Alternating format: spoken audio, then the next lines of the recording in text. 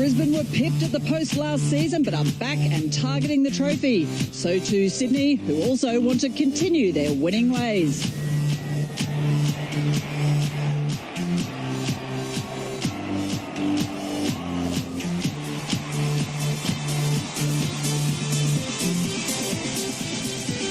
This is Brisbane Roar hosting Sydney FC round 2 of the W League. Hello, I'm Stephanie Brands. Welcome to Queensland Sports and Athletic Centre in Brisbane as the Roar prepare to take on their Sky Blue rivals. Now, the two sides had differing fortunes in the opening week of the season, a round which yielded some interesting results, and we'll look at those in just a minute. But here's what round 2 has in store for us. It all kicked off yesterday, where the Jets and the Glory started proceedings. The Glory made it 2 from 2 at Magic Park in Newcastle. Today, Adelaide United will be looking for their first win as they host Canberra. Likewise, Melbourne Victory, who welcome the Wanderers. And, of course, our match here today has Sydney FC travelling up here to Brisbane to take on the Roar. So, yesterday's win puts Perth on top of the table. Canberra, Sydney and Newcastle are just below them on 3 points, while Brisbane, Melbourne, Adelaide and Western Sydney are yet to get off the mark. So both of last season's grand finalists without a win in their first hit-out, Sarah Walsh, and it looks like the fight for the title is going to be pretty intense this year. Yeah, definitely, Steph. I think it's due to all the player movement, and it's really increased the competition across the board. We've seen last week Perth have picked up Sydney's better strikers, and we'll see today that Sydney really need to use their youth to be able to compete with a very consistent-looking Brisbane side. Yeah, indeed. Well, Brisbane, of course, are quite consistent, and they're still missing Nadine Ungra, who's yet to join the side from overseas. But, wow, Walshy, they're class all over the park. Class all over the park. I mean, take your pick there, Steph. We've got Polkinghorn, Alloway, Kellen Knight, Carroll, Gorry or Butt there. And the fact that they can play Kellen Knight at left back when she's quite capable of playing the midfield really shows their depth. And I guess it's going to be really difficult for Sydney to break through the middle of the park today. Yeah, well, Captain Claire Polkinghorn has returned from her adventures in Japan. She caught up with Peter Wilkins to talk about their first up loss for the season.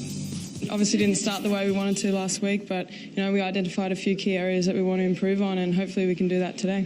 Your old rivals, Sydney FC, they've lost a bit of strike power. Does that make them any less potent in your reckoning? No, I don't think so. They've lost a lot of players, but they've also gained some high-quality internationals. So we're definitely going to have our work cut out for us today. Well, Sydney scored plenty of goals last season, Walshy. Then, of course, as we said, they lost 5 strikers in the off-season, but the signing of Jasmine Spencer already paying dividends. Yeah, Jasmine's already picked up 2 goals last week and showed, I guess, just exactly what she's capable of. And look, we have Amy Harrison up top with Chloe Lagazzo, supporting her. But for me, this is Chloe's chance to be able to, I guess, put her hand up for selection next year with the World Cup coming. Really needs to take this opportunity. Sure does. Well, it's midfield dynamo Teresa Pelaez who captains the side. She also caught up with Wilco a short time ago to talk about the change in personnel. Yeah, we've lost a few players, but we've got some youngsters that are raring to go, and they've learnt from those players that have left. So, we're excited for today.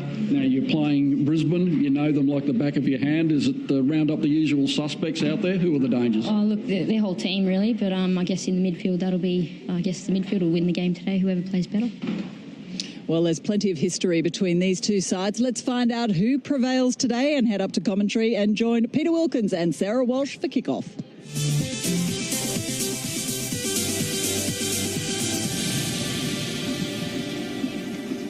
A very good afternoon and welcome to this match between the old rivals, Brisbane and Sydney. Plenty of history indeed. Stephanie Brands with the two teams having played each other in a grand final for a win each. They've played each other in semi-finals. Brisbane have had a couple of victories there on penalties. Sydney, the other one. They're always there at the back end of the season. Brisbane were in the grand final last year. They were beaten. They want to go again, but they're two of the mainstays in the competition, and when they get together, there is generally nothing between them, although the last time they met, as we see the officials overseeing the action today, it was a resounding 4-0 victory to Sydney FC. Jasmine Spencer, the diminutive striker from New York, went to college in Maryland, the biology major. She wants to go back to vet science. She is in the team and she is quick off the mark too. A slippery customer, scoring 2 goals in her opening assignment. So all is ready for this round 2 match, Brisbane and Sydney. Play underway. Brisbane running from right to left as we view the action, and bright sunshine bathing this stadium here. Cusack, former home of the Commonwealth Games, former home of the Brisbane Broncos, former home of many a junior athletics carnival as well. And the field has never looked better. It is in pristine condition today, and an early moment of some indecision in defence for Brisbane as Jasmine Spencer, with a great strike rate already, gets about and, just gets the better of Claire Polkinghorne, tracking back and not feeling the hot breath on the back of the neck. Sarah Walsh. Almost resulting in a goal for Sydney FC there. Miscommunication. They want to, I guess, tidy that up. Now, Teresa Polias, the captain, to whip in the corner. And near post, no trouble at all. But Sydney pumping it back in, and a couple of players retreating. So no harm done. Yes, some magnificent history between these two teams and some matches. Sarah, you've scored in a grand final winning team over this Brisbane team for Sydney FC. So you know all about what happens when they get out on the field. No matter if there's a little bit of a change in personnel, there's always something on the line. There is always something there, and the teams look totally different from back then, and even from last year. The team, especially for Sydney, has changed. You'll always find that there is that rivalry, and Sydney coming up here always like to get the win. Now, Hayley Rasso earning the free kick for that latest challenge from Teresa Polias, who in a 66 W League appearances has yet to score a goal. In fact, she thinks she's -1 because she scored an own goal against this Brisbane side in a match that resulted in a Brisbane victory. So she thinks even if she manages a goal today or this season, she'll still be square. But what a magnificent player she has been for Sydney FC, an absolute stalwart in the team. Now the ball hooked in, that's going to be no trouble whatsoever for Casey Dumont. Was a theatre nurse, but has now gone into general practice as a treatment nurse out in the west of Sydney at Camden. And she's not playing football, and she is in that next rung of goalkeeper to Australia, well served by goalkeepers, but should injury beset one or two, Casey Dumont, she'll be right in the firing line come selection time for the World Cup next year. Emily Gielnick hooks the ball in, but not all that productively for the Brisbane Roar. Absolutely. On Casey Dumont, went to the Asia Cup and really would like a chances for a spot at the World Cup next year. Now look at Jasmine Spencer bustling away again too, and forcing the two central defenders to be on their mind game or be on their game. And she's going to trouble them today with that little pace off the mark too. And she's got a great first touch, a neat turn. Well, she made the run, but was Amy Harrison reluctant to send the delivery to her at first chance. Now, Savette Uzenla back in the fray for Sydney FC. Her pass is cut out in turn by Laura Alloway. So Brisbane restructuring their line-up a little bit today. Tamika Butt, what a performer she's been for both the Brisbane Roar and in Australian colours. I remember that statistic that prevailed after 4 years of grand finals. She'd scored at every grand final, which was amazing. Now, Sydney with a chance again. There's the call, the ball through, onside, and the keeper out to make a good save, Kate Stewart. Gee, that was real danger. Amy Harrison making a direct run, and Kate Stewart coming out to do the business.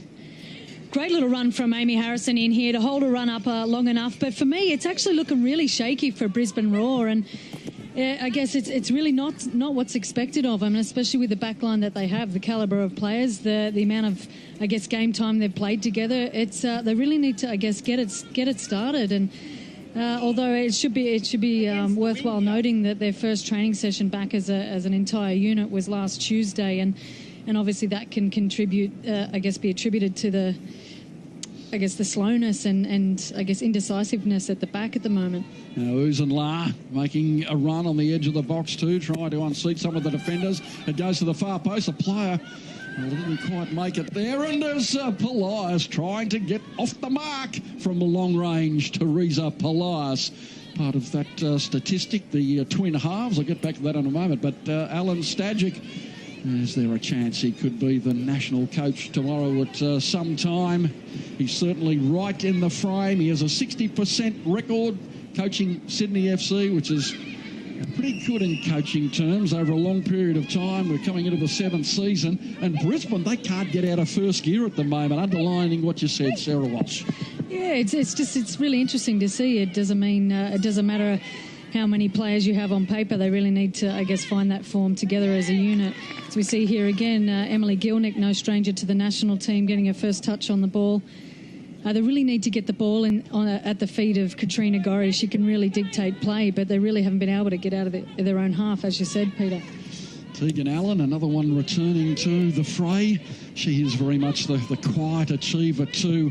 Maybe the question is, has she achieved what that early potential underlined? She's played 38 times for the Matildas and is a real all-rounder, Tegan Allen. In cricketing terms, she's like that middle-order batsman who keeps on making the runs. And she's always there, while probably never really at the forefront of Player of the Match awards or whatever, but she gets through a lot of work in a game. We're probably at a point with the Matildas squad, you don't really, I guess, base someone's experience on their age. It's really on the amount of time they've spent at the top level. And Tegan Allen, as you suggested, has been there for a long time and is one of those experienced players.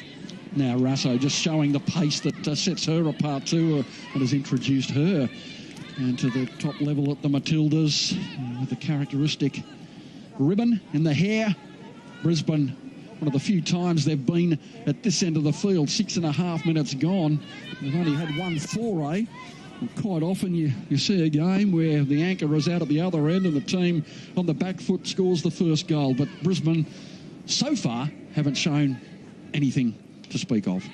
Yeah, nothing in that there. But it's great to see Savette Ozenla back, and she's back playing in the sky blue colours, was at Western Sydney Wanderers last season. In an unfamiliar position, playing at right back, which would be interesting to see how she goes there. And as you just suggested, with Alan Stajic up for the Matildas, well, it looks like he likes Savette Ozenla there, and I guess she's no stranger to the back line, but as a right back, it'd be very interesting to see how she plays. Now Carroll out to Popovic. Good defence from Chloe Lagazzo, retreating to help out her defenders. It'll be interesting to see if she can add to her strike rate with a limited time. 5 strikers. They've lost ball across, and there seemed to be a little bit of lethargy getting there for some of the Sydney FC defenders, but no harm done. So no score on the board, 7.5 minutes of play, and pretty good conditions for football. Stephanie Brantz down on the edge of the field. We'll just watch this attack and come down to you. Also, you've got a very close look at that surface, which is of the billiard table variety today. Absolutely beautiful. Great to play football on. And good solid tackle in defence from Renee Rollison, who I think I had her retired last week at 71 matches, but back into the fray, and great to see her back here. Steph. Yeah, Wilco, it's a Lazarus-type return for Renee Rollison. Good to see her back. Yes, the surface looks absolutely beautiful. There is a chance we're thinking that there might be some rain. It looks quite clear at the moment, but there are clouds behind your commentary box which are looming. About 22 degrees and a pretty strong easterly as well. Katrina Gorry not finding the mark. The ball ricocheting too, and some fiddling in defence. But that's not the modus operandi in defence for Liz Ralston, as we watch now Brisbane and Sydney fail to clear. And there's a shot, and Dumont needed to save it as well. It looked harmless from long range, but Katrina Gorry, once she latches onto the ball, you can see it swinging and just creating a moment of concern. Probably not as much power as she had on that one against Japan in Asia Cup, but when she does connect with it, it really hits the back of the net sweetly. We talk about the history between these two sides. Last year, it was Brisbane that made the grand final, going down to Melbourne victory in super circumstances for the Melbourne team. And the history of the competition, really great to see them up there. But Sydney looked to be a team that was going to win the competition for a long time. They scored a lot of goals. They had that campaign up in Asia too that might have taken the sting out of them for some time. But it was Brisbane who made the end game despite not enjoying the best of seasons. So it just goes to show that the depth that they've got, 11 Matildas in the side, plus the German international who'll be here next week, Nadine Hunkerer. they've got a team that's always going to be there or thereabouts. Yeah, and I guess I think they do get that. They do get to that point relying on their talent. It just goes to show it'll only get you so far. And in terms of picking up the trophy at the end, it takes a little bit more than individual talent. It really does take a team to be able to find that form together throughout the season. They didn't find it last season, and as we know, it's a short season. You can't afford to try and pick up your points at the end. You really need to find that form at the start and then roll into the final series. Well, in that respect, it's a massive game here today for Brisbane Roar. First round losers against Perth. They're at home today. There'll be a couple of wins behind both Perth and Sydney if they go down today. Exactly right. And not only that, there's a lot of, as we've spoken about, the Matildas players in this squad who really need to find some form with the World Cup coming up next year. There's so much competition for spots when you look at someone like Kellen Knight playing left back and has been playing holding midfielder for the Matildas, which is excellent. Played some time over in Japan, had a really good season over there with Tamika Butt, who I guess had a contrasting season, didn't really get too much game time. So she's, I think, that will actually show in the way that she approaches her matches. She's going to be extremely hungry and really in a position to be able to show what she's capable of. Now, it's Popovic. Had to pass a late fitness test to take her place in the lineup today. She's had some foot problems, and Russo just managing to keep it in. And there was a clash. Russo combining with Savette Uzala. And now trouble for Brisbane as the pacey Jasmine Spencer goes away. Squares it up, but too much weight. And it's away from Chloe Lagazo, who might just chase this ball down. She's got Nat Tobin in the centre, along with a couple of other players, and Nicola Bolger, who's really come into her own in the last couple of years, but a real will-o'-the-wisp. Jasmine Spencer, who writes notes on her wrist before a game, family notes, family encouragement. I think she had one today, but she normally does. And she's a welcome addition to this side, considering the strike power that they have lost. Sydney FC. Jodie Taylor. Emma Kete. And here's a dangerous ball in. And Crummer trying to clear, and they get in each other's way. Polias thinks about the long-range shot. And in the end, no drama. I'm really excited about this Sydney FC team. When I look across the park and I see names like Natalie Tobin, Nicola Bolger, even Teresa Polias, Chloe Lagazo, Amy Harrison. These are faces that I remember from 5-6 years ago at training. And these young girls, I guess you could easily say young girls with, boots too big from turning up to training and I guess playing with the big girls and really getting pushed around. And it's really good to see that they're still around with the same club. And I guess that can, it's a true testament to Alan Stajic, who has really worked with these players and developed them into, I guess, fine players who are capable of playing the W League. And well, Walsh, I think we also forget, with all the focus on the 5 strikers that Stajic lost in the off-season, how much depth he had, that he was rotating his strikers last season. So he's, all those faces you've just mentioned, they're finally getting a proper run, which is perhaps a positive for their own careers. And absolutely, and they've been playing up against, waiting in the wings behind the likes of Sam Kerr and Caitlin Ford. But before that, you're talking about Lena Karmas and myself when I played there. And these kids had to sit on the sidelines and learn and from the way that we trained. But you were their idol. No, I was the one that was kicking them at training. Now here's Kim Carroll, ball through Tamika Butt, beautiful turn, slides the pass away to Russo. Real chance here for Brisbane. That's a better looking movement as Tegan Allen with the distinctive hair flowing out the back.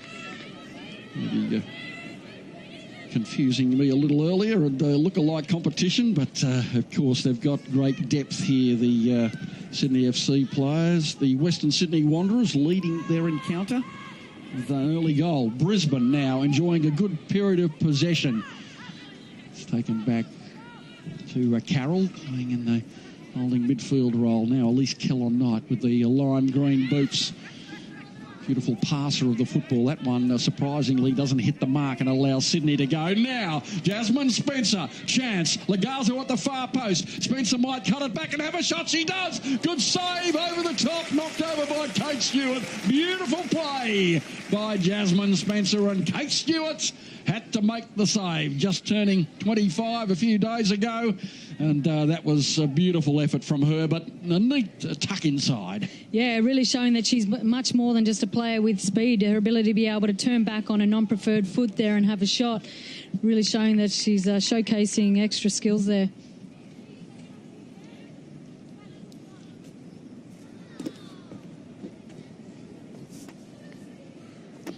Now, Sam Johnson, the second United States import, about to take this corner, hailing from Los Angeles. Well, high floated ball in, and Renee Rollison trying to get on the end of it too.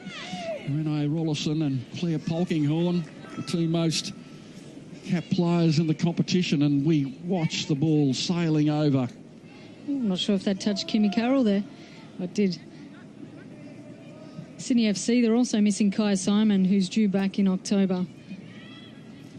Now, Polias with the corner, and it's flat. It's dangerous too, and it lingered. Kim Carroll did get the head on the ball. Sam Johnson might just tuck it back in again. Beats the first player, and flat near post ball, and it's a beautiful goal. Wonderfully taken. Sydney FC take the lead. Renee Rollison up there scrounging away. Kate Stewart can only reflect, and Renee Rollison, retired last week, no way, back in the fray in her 73rd match in the W League, the most capped player, and she adds her first goal of the season and will celebrate a birthday tomorrow. She celebrated it a touch early. Beautifully taken. Excellent ball in here from Samantha Johnson, and for me, great little finish there from Renee Rollison, always where she needs to be, but really, really shaky defence from from players that are really expected to clear the ball out there. Look at the height between Claire Polkinghorn and Laura Alloway, and not read very well, and allowed to actually get through two more players to be able to be finished back post. Super work by Renee Rollison.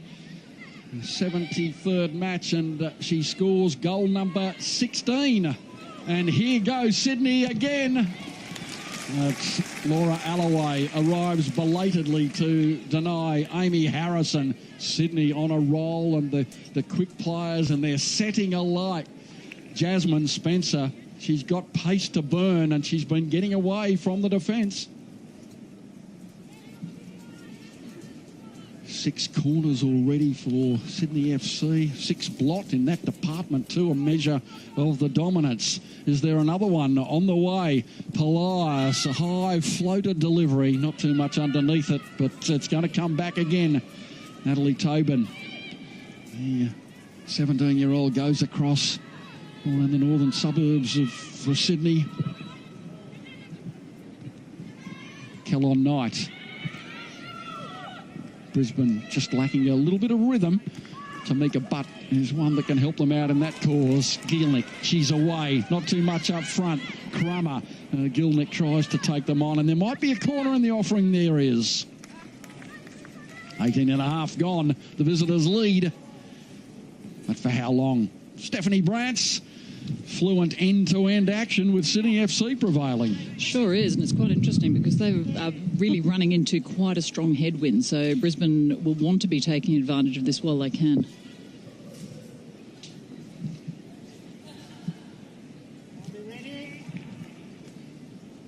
Kellon Knight, and just a sea of sky blue underneath. Carroll trying to get control and get a shot away, and Rollison clears it. So Renee Rollison playing on, perhaps feeling as though she might have another step forward in her Matilda's career, which hasn't been resurrected for some time, but over the last couple of years she's been an absolute mainstay in this Sydney FC side, and she's still not all that old. She's a senior player in this side, but she's coming up to her, I think, 25th birthday tomorrow. So she's right in the prime of her career. And just 9 matches for the Matildas, and it's been a while since she represented. Yeah, well, it was quite surprising when she actually made that decision to retire, and I have no doubt, given that Alan Stajic is in the frame for the Matildas head coach role, that she would like her chances, and obviously he knows her game very well and knows what she's capable of. She has a couple of internationals under her belt, and who knows? It's really is a realistic opportunity for her, so why not come back? Now Sydney on the attack again, and Kate Stewart reading that delivery particularly well. As the foray made by Tegan Allen. She's going to have another crack forward. Spencer. And the ball away.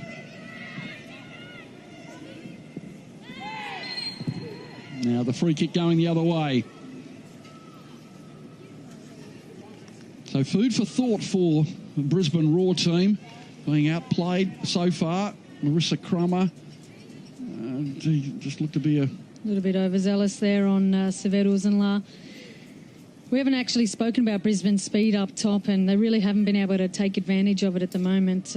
Sydney FC's defence pushing up high, but also Brisbane's midfield haven't really been able to get too much of the ball to supply that service. Nice skill from Lagazzo.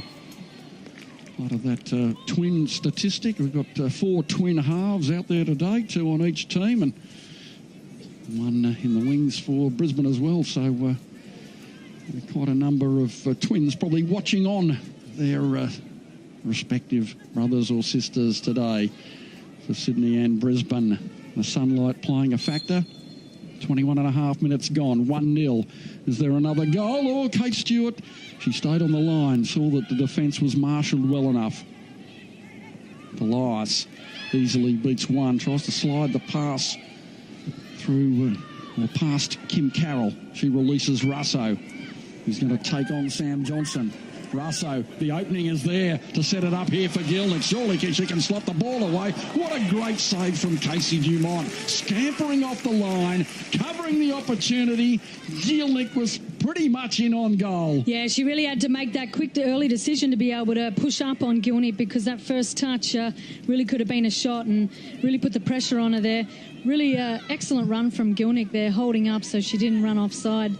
Good play there from Brisbane, and we get to see a little bit of Razzo's speed. Well, Brisbane, it's a good combination. As we see them pour forward through Russo again. Now Butt, and she sets Gilnick alike. A little bit of work to do on the chase. Defence coming across. And the players just holding Brisbane out. Cullen Knight trying to slide the ball in. Harrison back, forward to Bulger. And she fires the comfortable pass back. And having to hurry up a little bit, Casey Dumont with Tamika Butt scampering through.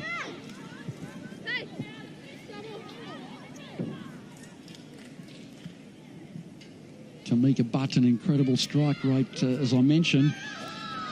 Playing the 64th match for the Brisbane Roar. 33 goals she scored. And she's also put 3 hat-tricks in the back of the net as well. This is Canberra, Perth and Newcastle across her distinguished career. 23 years of old age. She feels as though she's been around for a decade or so. And with the Matildas too, 45 appearances. So Tamika Butt, an absolutely integral part of this lineup. Now, a chance. Corner kick. And is this going to be, the second or third corner for Brisbane? They've had a couple in recent moments as we approach the 24-minute mark of the first half. Tamika Butt front and centre again. And the victory of Surge back to lead 2-1 against Western Sydney. Keeping up to date with the other matches this afternoon in the W League, round 2.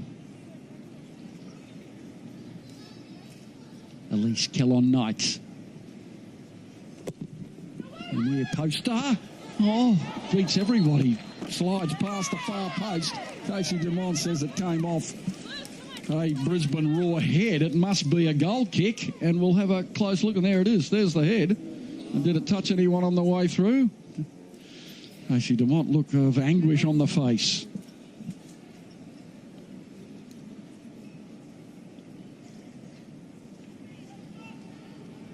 Kellen Knight from the other side now, the outswinger. Chips it in. Headed clear. Sort of. Kim Carroll comes in. Still with that statistic occupied by no other in the W League of having played more Matilda's matches than W League matches, courtesy of her, the timing of her knee reconstructions and the like over a period of time.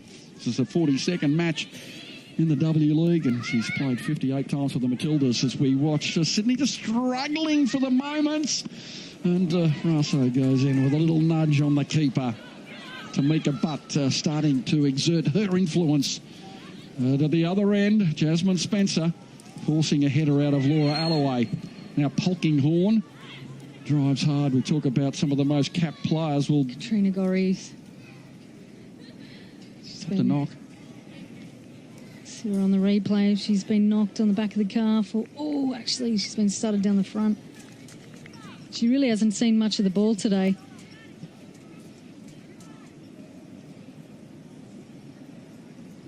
You kind of get the feeling that Brisbane have, I guess, another 8 levels to be able to elevate to, and just for the sake of a great football match, I really hope they can actually start to show the class they're capable of and really play to their potential. You can see, we've seen glimmers of it when they actually get the ball on the ground. They get players moving off the ball and pulling defenders away.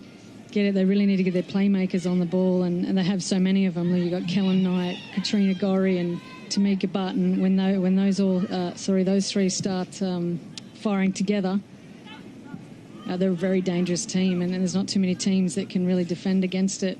Well, they do have so many quality players, particularly through the midfield, Walshy. But if we recall last season, they were also quite inconsistent, and they did go through to the grand final, but they didn't look like the Brisbane of old, so maybe they just take a while to hit second gear. Yeah, definitely. Now, Sydney FC try to break. Neat skills from Natalie Tobin, but the weight of numbers overcome her. Crummer, that's a beautiful pass. Tamika Butt goes for the early shots. Oh, so close too. She's looked up and seen Casey Dumont off her line there, and we've seen so many similar goals from Tamika Butt. I believe one of them was goal of the year a couple of years ago, and looking for the top left corner there, not far off. Definitely well within her right to have that shot. I should mention also that Kim Carroll's playing out of position with regards to where she plays for the Matildas. She's playing holding midfielder, and I wouldn't be surprised if things stay the same for longer throughout this match. We'll possibly see Kellen Knight move from left back into that position. Katrina Gorry wheeling around, finding Crummer again, and that's another delightful pass. Tamika Butt can't quite find the target. Out on the right, Emily Gielnick ranging up. Free kick for Sydney to relieve the pressure. You mentioned they're missing Kaya Simon today. They're also missing Liz Ralston, Elise Perry and Trudy Camilleri. A couple of injuries there. And they've got some young talent on the bench in Heidi Makrilos and Olivia Price. Olivia Price, one of a trio who's going to be with the young Matildas training squad tomorrow for Sydney FC. So the talent burgeoning and still coming through. And the target for a lot of these young women, if not the World Cup next year, will be the World Cup in 4 years hence. Absolutely, and there's no reason why we wouldn't see these faces there in 4 years' time. And what's interesting about them is, given that they have been with Alan Stajic for the majority of their careers, their senior careers. Well, that's a dangerous back pass. Is the style of play that they play there. You can see that they've been, taught from the same book, and it's really interesting to see the runs that they make, the way that they support each other, their discipline off the ball, on the ball as well, and I guess just their hard-working ethic. You can actually see that they've been with the same squad for a majority of time, been working from some of the better players like Teresa Plias. I imagine, even Lena Karmas is playing as the number 10, so they've been learning from the best for years. Now Sydney putting together some passes. And again, Natalie Tobin doing some good work in the middle of the park. Jasmine Spencer making another sharp run. Ball not finding the way through. So it's Sydney enjoying a period of composure. They've resisted a couple of challenges from Brisbane. Now coming up to the 30-minute mark. Sydney FC 1, leading Brisbane. Taken in by Allen. Just loses out the first touch a little bit of the heavyweight variety. Carroll sends it back in turn, and Brisbane again trying to get some continuity going.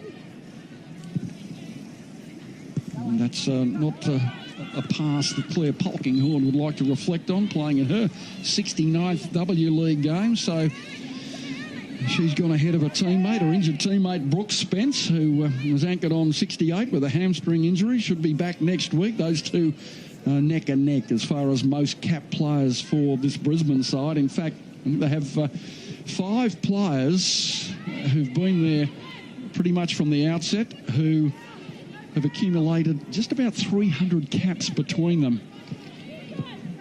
Elise Kellon-Knight, Tamika Butt, Kim Carroll, already mentioned the number,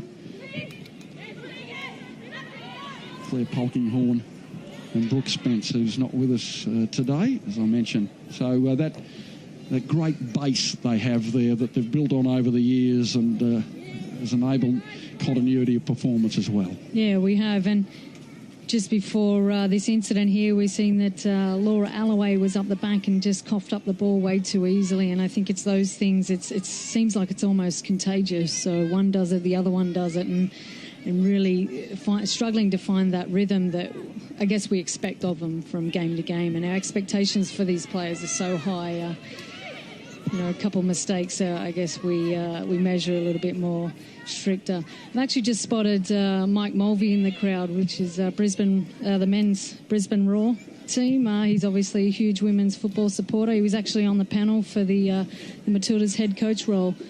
So we had a hand in, I guess, going through that process as well. Well, he was in line for the job at one stage and missed out.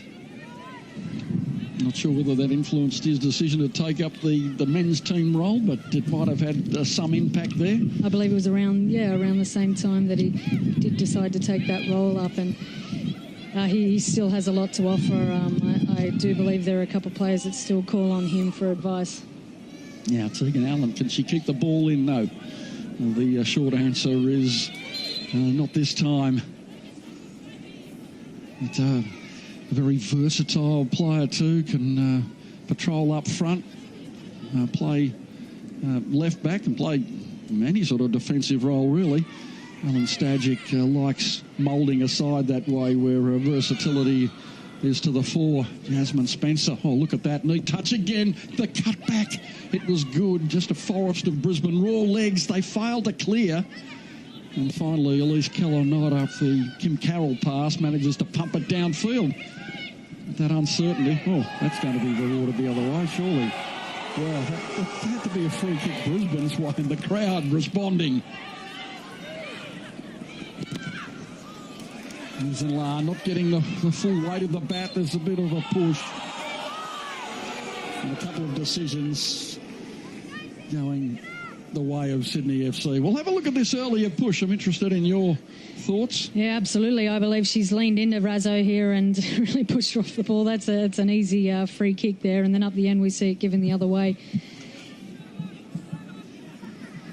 You can see that's the thing about Renee Rollison. She's one of the best players. I'd go to say that far, that she's one of the best players, centre backs in terms of her technical ability, but she really needs to be careful in terms of, I guess, pace is not one of her strengths, I'll add, but really she's such a smart player. She can get away with it time and time again, and as you can see there, she's used her body well and ended up receiving the free kick, and that's something that I know Stadge loves in her. Rollison again finding the pass. Tobin doing well. The ball ricochets favourably to Harrison. A chance for Sydney FC to make it 2. Ball slid into Lagazzo. Neat back heel trying to release. Who wants the shot? It's a screamer by Nicola Bulger. But it goes high, wide and over the top. And she's scored quite a number of goals, scored a grand final goal. A nice build-up from Sydney FC. Yeah, Amy Harrison's really had an impact on this match in the first half. She's been allowed to pick up the ball and drive it at the Brisbane defence and really creating and pulling that defence out. You can see Chloe Lagazzo made an excellent run and she was able to keep the ball alive for that shot. Crummer, but first time pass for the speedy Russo. Dumont reading it to perfection again. The former Brisbane goalkeeper, although some time ago. She's another who's come back stoically from injury to take a firm grip on the custodian role for Sydney FC. So a brave performance from Casey Dumont. Playing in her 57th W League match too, and still just the ripe old age of 22. Mike Mulvey. Is that Mike Mulvey or Tom Cruise? We love him for that. Surely the red roses in the letterbox. Rollison. Oh, that's a pretty sloppy back pass. And Dumont, Sydney just trying to snap their own Achilles heel there. And Dumont not happy with proceedings, trying to contain that anxiety a little bit. We can see where Sydney FC keep Brisbane in front. They're usually in control of the play much more. And I imagine that's something that Alan Stajic would have said to him before the match. Keep him in front and then we were able to dictate play that way. But once Brisbane start using their speed in behind, it's really difficult for Sydney to be able to, I guess, keep the control of the match and that pace of the Brisbane strikers. Well, a quick ball across from Razzo and the ball spilled. Bit of a chance. Gillick puts it in. Goal. 1-1. Sydney. Line beaten on the deck, the goalkeeper, and also Tegan Allen. Alan Stajic muses, but put that down to a beautiful, slick first-time ball in from Mahaley Rosso. And it has reaped dividends. 1-1. Emily Gilnick scores her second goal of the year. 9 times out of 10, this will be called back for a free kick on the goalkeeper, and we'll see there she was actually taken out by her own player, Tegan Allen, and really, really good call. Smart call from the referee there, and as you see time and time again, the keepers are so much more protected than that, but obviously, given that it was Tegan, Emily Gilnick was well within her right to put that in the back of the net, and equal terms here. Well, that's a wake-up call for Sydney FC. Rebecca Duco, we quite often give the referees a little bit of a grilling over the odd decision, but that was a fine decision as the three players were there and Emily Gilnick had no impact on the keeper going down. We might have another look and see if Emily Gilnick had any impact on Tegan Allen. She did actually, yeah. See, she's pushed Tegan Allen into, yeah. Maybe we'll have one more look just to confirm Sarah Walsh's eagle eye. Maybe we'll have to take it all back, take the praise back. Oh, gee, absolutely, and I've seen, I guess, much softer calls previously to that, and given how much keepers are so well protected within their 6-yard box, 9 times out of 10 that'll be called. Well, look, it's given them the opportunity, and you can see they're starting to get the run of the play back. They spent a lot of time up in this third, and we might just mention Casey Dumont's still down, which is very concerning.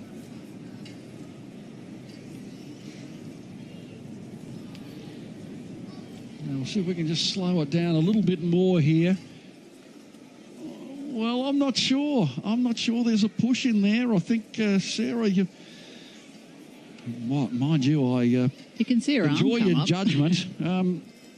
Would you say, Steph? Well, you can see her arm come up, but it's difficult from the angle we've got to see whether she's made contact with Tegan or not. Well, Emily Gilnick, regardless, has the goal. And certainly a 50-50 call. Maybe we'll have to go back to our original judgment and give the referee the benefit of the doubt and the praise. Maybe it just gave us a little bit of an optical illusion that there might have been a push and Tegan Allen was just trying to get out of the way in the end.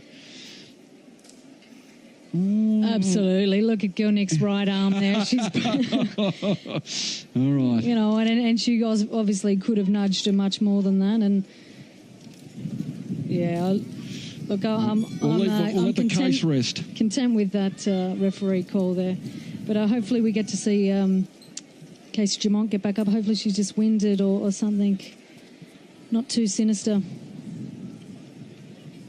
Well, she's holding a rib cage. I wonder if she fell over Tegan and caught a knee or something in the rib. She looks like she's in an awful lot of pain. She does, and she has had some issues with the muscles, the tendons in her arms, but that doesn't look to be part of the equation. She's also recovered from the osteitis pubis and was a chance of not continuing her career, but made a brave fight back. But now this looks an entirely different position. You're right, Steph. It does look like ribs, doesn't it? And it's sort of a typical response to that injury where when you're breathing, you're in some pain. So she's still clutching onto it. And Alan Stajic must be in two minds, thinking, well, I'll give you a couple of minutes.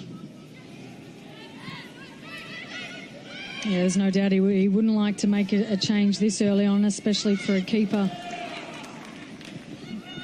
Uzenla stepping over the ball. And in turn, the wizardry comes from Katrina Gorry. Looked to be brought down. It's play on. Seems to be a leg out. The ball steered, though, into the path of Amy Harrison.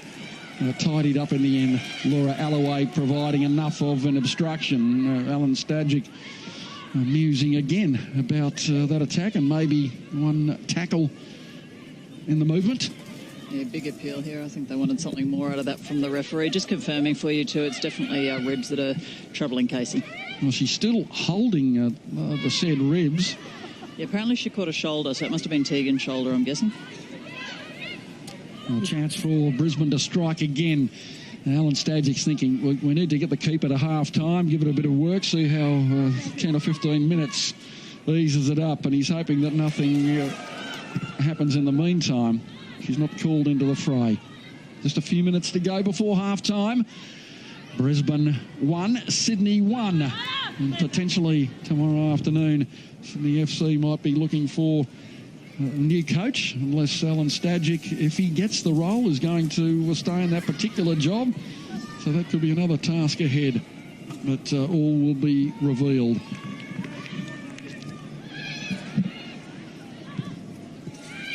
Kellon Knight dragging the ball forward nicely to Butts, but good work from a former Matilda's teammate. And Savette Uzenla still in the sights, of course. Ball out to the right side. Gielnik, a stuttering run, but it's effective, and the shot!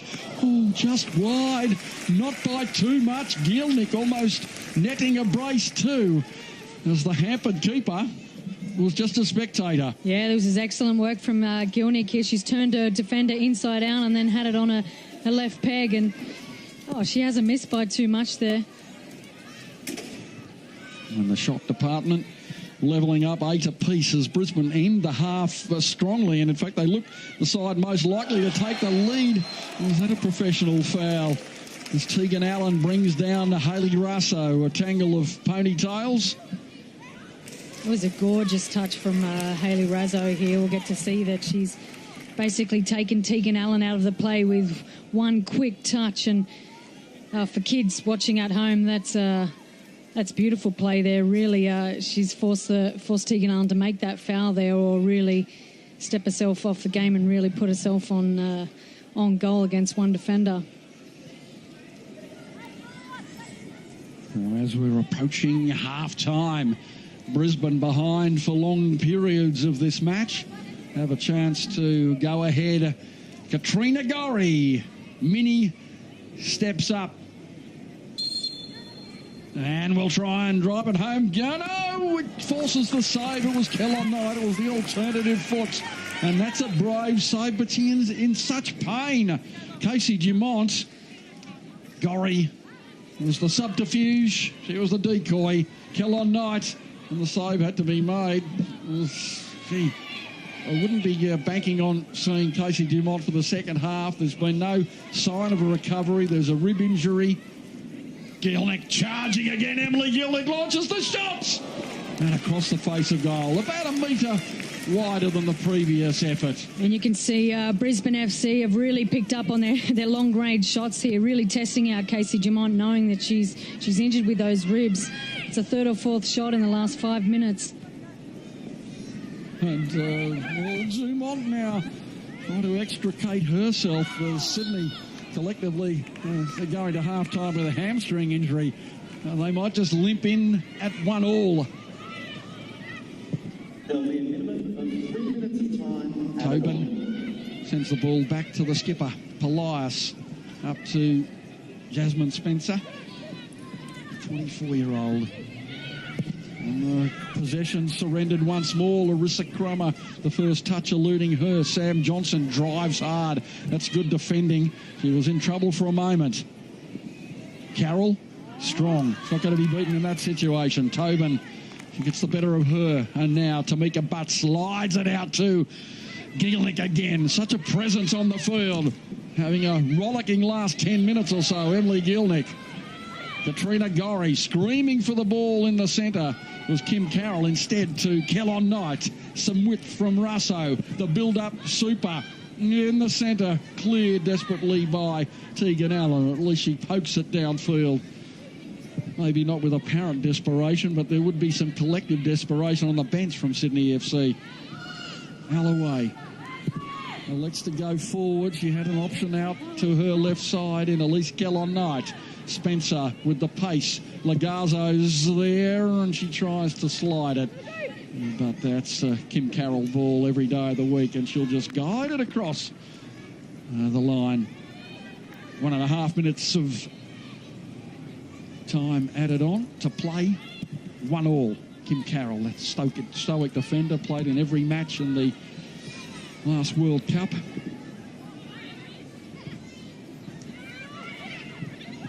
Another poor pass and another free kick and a card this time. Katrina Gorry is brought down. Sam Johnson earns the yellow card. Smart little touch here from Katrina Gorry. That last touch there, knowing that she'd drawn the defender in. That's the only option for Samantha Johnson to foul her there and take that yellow card. Really haven't seen Katrina Gorry wind up yet. I'd like to see that in the second half, really get a foot on the ball and dictate play. But I guess conversely, Sydney FC's midfield have been very good, been quite dominant. FC haven't seen the ball at this end of the field for some time, consistently. Garzo turns it inside. Tobin releasing the pass as they look to just guide themselves to half-time. Took the early lead through a beautiful far post lunge from tomorrow's birthday girl, Renee Rollison. And now is there one last chance. Tobin has to get a head out of the way. It bounces favourably again. A little desperation shown by Nicola Bolger, so perhaps one last chance or the whistle might beat them all. And instead, a rueful shake of the head. We're going to see this free kick taken right on the stroke of half-time.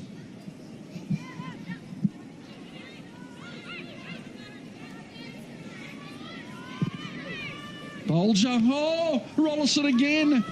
Gets herself right in the danger zone. And Polkinghorn needed to be back in defence and Brisbane survive a last-second foray. Renee Rollison, the most capped player in the W League, playing her 73rd match in this competition, has scored to take Sydney FC to the 1-0 lead before the equaliser late from Emily Gielnik. Chloe Lagazzo, is she going to get on the board in the second half? Emily Gielnik might have had 2 or 3 in the back stages of that first half, as we see a very, very even contest in every aspect of play. Sarah Walsh. Very even. And when you look across the board, balls in the penalty area, especially 21-17. I think for me, when you look at possession, it's obviously evenly split, but it's more about effective possession. And towards the back end of that half there, Brisbane more really used their possession much more effective and were able to create more chances. Half-time, 1-1. Let's go down to Stephanie Brantz with Elise Kellon Knight. Thank you very much, Wilco. KK, all level now, but took a while to get off the mark. A bit frustrating? Yeah, it was an entertaining first half, really physical, as you'd expect against Sydney. But yeah, it's interesting going into the half 1-1. Bit of a controversial goal, but we're happy to take it, and scores are level at half time too. Well, it is a clash between two very close sides, as always. What do you think is going to get you over the top in the end? The speed from Brisbane? Yeah, hopefully we've got a lot of players with that X factor, and they can create opportunities. So I think it'll be a case of where we can finish them off in the next 45 minutes. All right, well, you're one of the X factors. Good luck for second half. Thanks for chatting to us. Thanks, F. Anytime. Yeah, Liz Keller night here at Cusack, where it's all even, one apiece at the halftime break. Now, as the players get a drink and take a rest, let's check out the highlights from round 1 of the W League with Georgina Tunney. The Jets were looking to launch their 2014-15 season in style, and despite a tough first-up assignment, it was the Novocastrians who had all the early opportunities. Matilda, Emily Van Egmond, said she's thrilled to be home, and she sure is playing like it. Her cross to Riley Dobson, setting up 2 sizzling strikes in a matter of seconds. The Victory struggled to get numbers to the goal square, but star Lisa Devanna can always wreak havoc on her own and nearly succeeded despite the lack of support. Leaders Van Egmond and Tara Andrews kept Melbourne keeper Brianna Davey ducking and diving right up to the break. 0-0 at half-time, and tensions grew as the scores remained locked. But when Van Egmond left a Melbourne defender behind, Newcastle found themselves in front, thanks to American Angela Salem's thunderous right boot.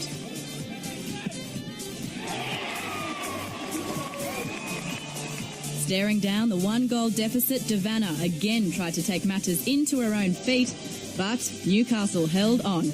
Victorious over the Victory for the first time in W League history. The Jets earned 3 points for the win, triple the amount they made last season. One team who's bought exceptionally well in the off-season is Perth, and returning recruit Sam Kerr immediately made an impact. Kate Gill's first shot just wide, but the Matildas pair were back at it soon after. A brilliant clearing kick allowed Kerr to use her head and create a second opportunity for Gill. This time, goal.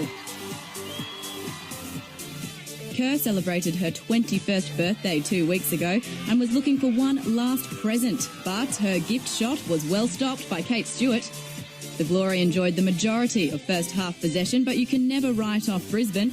Emily Gilnick nearly equalised just before the break. Down 1-0, the Raw deployed questionable tactics in an attempt to stall the unstoppable Kerr.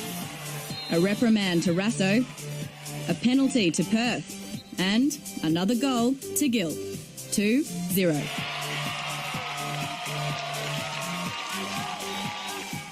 With only minutes remaining, Claire Polkinghorn and Gilnick combined nicely to reduce the margin to 1. But 2-1 would be how it finished. A new look Perth, simply glorious at home over last season's runners-up. In the ABC Match of the Day, Canberra United travelled to Campbelltown to face a very young Wanderers outfit, and it only took 3 minutes for Michelle Heyman to open her goal tally for this year. The Green Machine lost star keeper Lydia Williams for the year during the off-season. Chantel Jones is a fair replacement, though, and set up 2-time Golden Boot winner Heyman second. Up 2-0 at half-time, Canberra increased their lead following some Ellie Brush brilliance in front of the posts. And when Ashley Sykes found more space out wide, Caitlin Munoz charged ahead to make the deficit 4.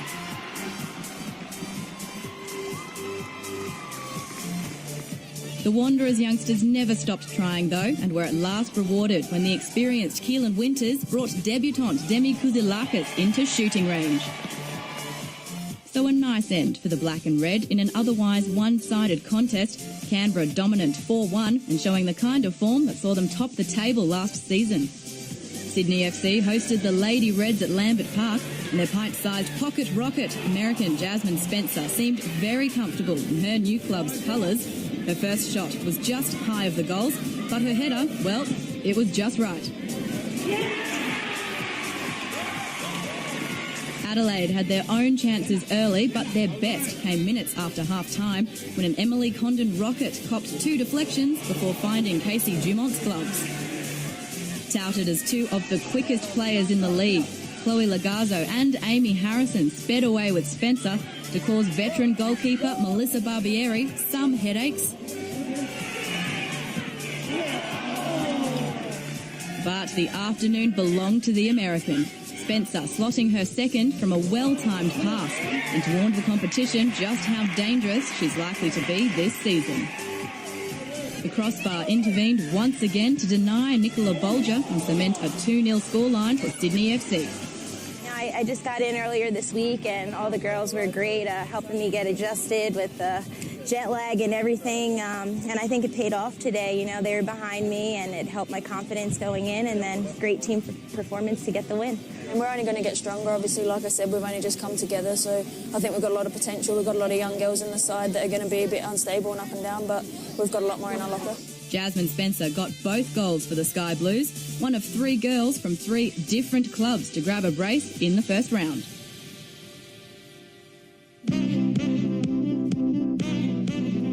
Round 2 of the W League. We're watching 2 of the Premier sides. They've been champions and premiers twice each. Brisbane versus Sydney, and nothing between the 2 teams after an entertaining and physical first half. 1-1 is the score, and goals to come in the second half, you would think. Emily Gilnick replying to the early goal from Renee Rollison for Sydney FC. Yesterday in Newcastle, a very physical match as well between Newcastle and Perth. Mariana Tabane, an early corner, found Alana Kennedy and Katie Gill off the far post. Mariana Tabane, though, in the 34th minute, a key moment. She can score from that range, Sarah Walsh. She can. That's a typical goal from Mariana Tabane. In the 37th minute, Emily Van Engbond with the corner and Mackenzie Arnold with a good save. But then another key moment coming right on the stroke of half-time. Alana Kennedy finding a rare moment for her, the back of the net in new colours this season. Then the reply in the 62nd minute, again from a corner, Tara Andrews slotting home. And we're going to see a couple of key moments. 2 no goals, first from Sam Kerr and then from Tori Huster in a match that sees Perth, Sarah, have 2 wins on the trot. Yeah, you really got to create those chances, and then the luck rides off the back of that. But the the common theme there was balls in from Colette McCallum, extremely difficult to defend. The final score with Kate Gill having an opportunity to extend the lead. Claire Coelho making the save. 1 to Newcastle, 2 to Perth with Tabane and Kennedy the goal scorers. Let's hear from Hayley Crawford, Kate Gill and Tara Andrews. We didn't play as well as we played last week. We didn't play as well as we can, so it was a bit disappointing for us, although in the second half we did fight back. I think the defence of the Jets did a great job, and I probably would have been happier if I got a few more touches on the ball, but in saying that, we did create a few chances, but it would have been nice to probably score a few more. We fought to the end and we're still in the game in the last couple of minutes, so it's just about, probably getting the ball down and getting our ball players on the ball a little bit more than what we showed today. First half highlights today, and most of the early action was with Sydney FC. The first goal, a delightful cross from Jasmine Spencer. Renee Rollison sneaking in at the far post. Yeah, Renee Rollison finding herself up top and attacking, and she's really just where she needs to be. If she sees an opportunity to push forward, she does, and obviously resulted in a goal there. Or at least Sam Johnson with the cross. Now at the other end, Tamika Butt superbly. This was the reply late. Oh, gee, a 50-50 call up in the commentary box. Was this a foul? Was it a push? Look, it's a controversial call. There's no doubt about it. And look, there was a touch here from Emily Gilnick. Was it enough for the ref to be able to call it? There's no doubt she assisted Tegan Allen fall, but obviously the ref has to make that decision live. Newcastle 1, Perth 2, Adelaide and Canberra 0-0 in Adelaide. Melbourne 2 lead the Wanderers 1 after the Wanderers took an early lead, and Brisbane 1, Sydney 1 at half-time. Now you can follow the W League across various media, iView. We've got the replay on Tuesday in the early hours, Facebook and Twitter. Keep up to date with all the W League action. Players coming back out onto the field for the start to the second half. Emily Gilnick getting the body moving again. Katrina Gorry, she'll be in and about the Sydney FC defence in the second half. Kate Stewart with a couple of brave saves. She's done such a good job in her 16 W League appearances, many times called into the fray, but you need a true club person, and she is that. Renee Rollison back into the fray after signalling a retirement earlier on or at the end of last season. Let's go down to the Sydney FC coach with Steph Brance. Thank you very much, Peter Wilkins. Stage a flying start from your girls. We saw Casey Dumont hit the deck in what was a bit of a controversial goal. How she pulled up during the halftime break? Yeah, she's got some sore ribs, but, you know, she's a tough player, so I'm sure she'll be able to carry on for the rest of the second half. Now, we've all spoken about how many players you lost in the off-season, but, geez, your imports have hit the ground flying. You must be very happy with that. Yeah, we're extremely happy. I thought we should have had 2 or 3 goals in that half, and I think Brisbane are a bit lucky to go in at 1-1. They had a good period there for 10 minutes, but I thought apart from that, we probably dominated the game. Now, before we let you go, we know that the Matildas coaching announcement is due very soon. Your name has very much been in the frame.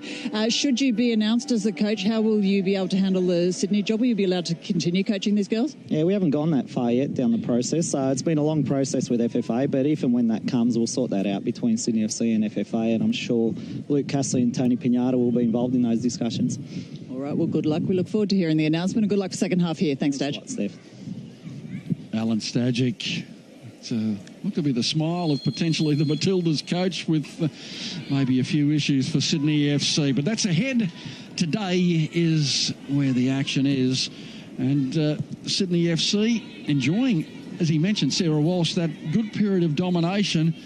But they've got a bit to think of after that last 10 minutes when Brisbane were just raging forward. And Sydney really, they were in a pothole. Yeah, I don't disagree with him when he mentioned that Sydney FC could have picked up a couple more goals than they did in the first half, but equally so could have Brisbane Roar. So I think we're right exactly where we should be right now, 1-1, and really provides for a good second half. So it's typically a Brisbane afternoon, bathed in sunshine, the shadows of the stand encroaching the ground and cooling things off a fraction for the players. A typical spring day as Brisbane try and charge forward.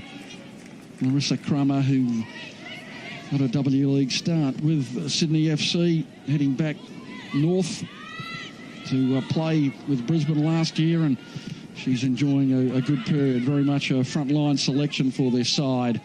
As we watch now, Jasmine Spencer chase and darts, and the chance might just go in. She heads, and somehow it goes wide. Brisbane marshaled the defence enough to keep Spencer at bay, but the diminutive striker really tucked the ball forward, and Kate Stewart had to come and make the brave save, and then it was Laura Alloway who saved proceedings. It really shows you how quick she is. She really, I guess, glide past Claire Polkinghorne there, and we all know how quick Claire Polkinghorne is. How Claire is off, I guess, over that first 2 steps, and really just glided past her.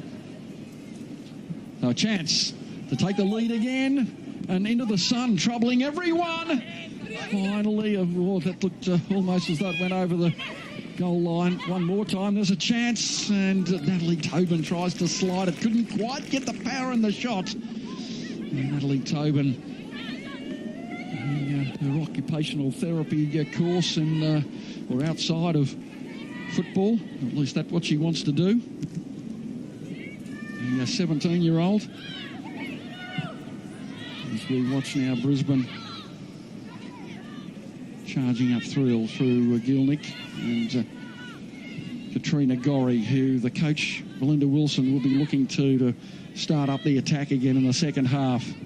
Wide it goes to Drana Popovic, who was played for 3 clubs across her distinguished W League career: Adelaide, Melbourne, and 43 times now for the Brisbane Roar in her 62 appearances. She nods down. Very congested midfield.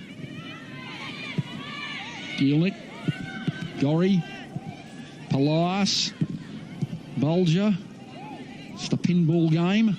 Polias slides forward. Polkinghorne reads it beautifully, but puts it out of play, negating the initial work. Spencer with a glancing header, looking for Lagazo. Tobin, or I should say Bulger.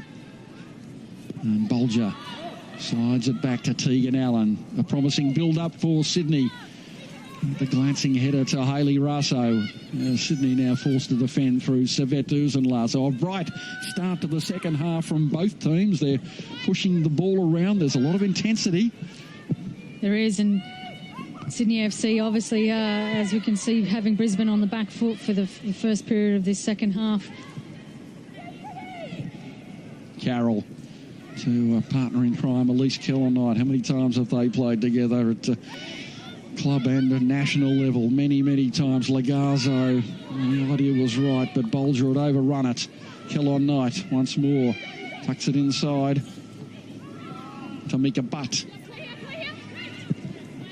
And, great history and experience. Crummer, a beautiful ball. Gorry might just try the shot from long range.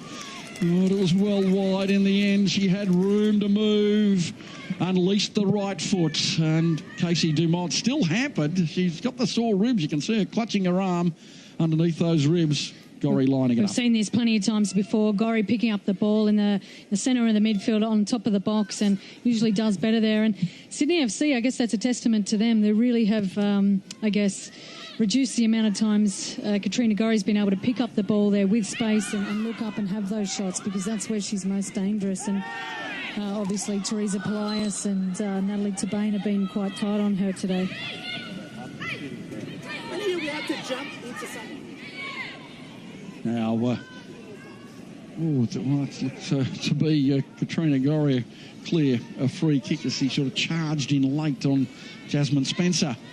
And Spencer winning out the 24-year-old.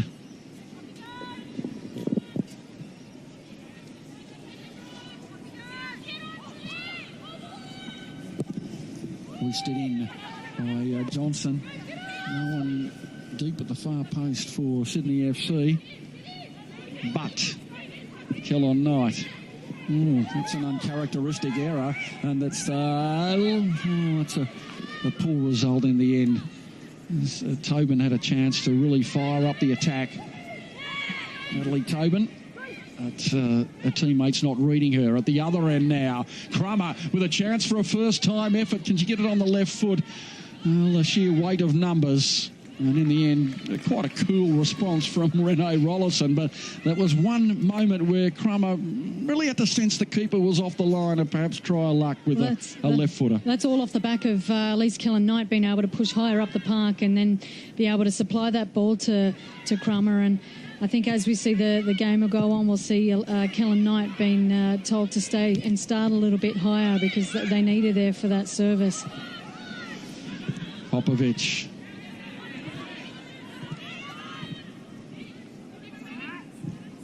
Sydney pushing up. Alloway. Kellor-Knight with a little bit of work to do. She does well to Russo. Defence across, and who is it? But Renee Rollison yet again, and a wry smile from the young Hayley Russo. Just 20 years of age, 7 matches for the Matildas, and the 34th W League match with a strike rate of a goal about 1 every 4 games. Brisbane. So the game delicately poised at this stage. Apart from the 4-0 defeat last year, Sydney over Brisbane, matches are usually fairly close between the two teams. And as I mentioned at the top of the show, they've gone to penalties twice in the final situation, both for wins to Brisbane. There's just something about the contest, Brisbane v Sydney. Carroll, Gorry, Popovic, Gielnik's available. And Sydney closing down the options. Gielnik, no charges again. Gets the better of Allen. The square ball is quite delightful. And it forces the corner. Excellent work here from Gielnik. You see she's lined Tegan Allen up, who's one of the better left backs or even wing backs in Australian football. And you can see she's been beaten here by Gielnik, who gets a really early, strong ball in along the ground and didn't have a striker running in front of those defenders. But good work there. Sydney ahead in the corner situation. Kellor-Knight, another dangerous corner. Dumont gets the fingertips on it and parries it out of play. Carroll fires it back in. And finally, it's hooked to safety.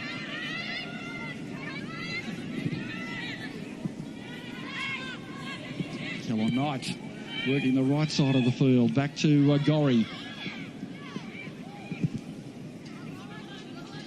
And Sydney handling the last couple of attacks quite comfortably.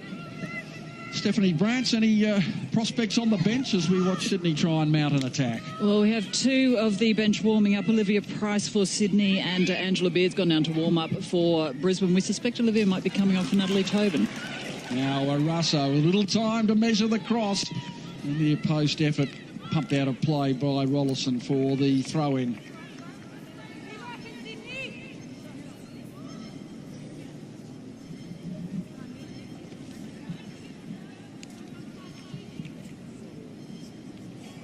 Popovich comes across.